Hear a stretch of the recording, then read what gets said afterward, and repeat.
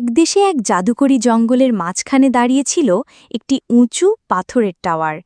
সেই টাওয়ারে থাকত এক সুন্দরী মেয়ে, তার নাম রাপুনজেল। তার চুল ছিল লম্বা সোনালি রঙের, যা সূর্যের আলোয় ঝলমাল করত। রাপুনজেল কখনো টাওয়ারের বাইরে যায়নি।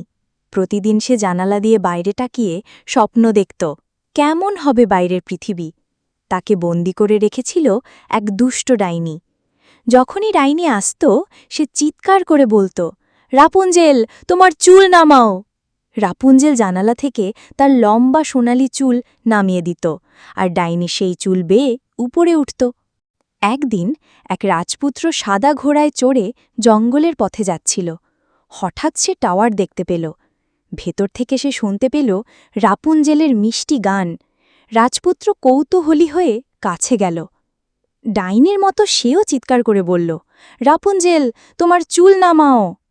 রাপুনজেল চুল নামিয়ে দিল, আর রাজপুত্র হাসি মুখে উপরে উঠে এলো। তাদের দেখা হল, আর তারা একে অপরের সাথে কথা বলল। রাজপুত্র প্রতিশ্রুতি দিল সে রাপুনজেলকে মুক্ত করে বাইরের জগৎ দেখাবে। এক রাতে চাঁদের আলোয় রাপুনজেল নিজের চুল বেয়ে নিচে নেমে এলো। রাজপুত্র তার জন্য অপেক্ষা করছিল। তারা একসাথে ঘোড়ায় চড়ে টাওয়ার ছেড়ে চলে গেল। তারা রাজপ্রাসাদে ফিরে গেল এবং সুখে শান্তিতে বসবাস করল। রাপুনজেলের সোনালি চুল রোদের আলোয় সব সময় ঝলমল করত।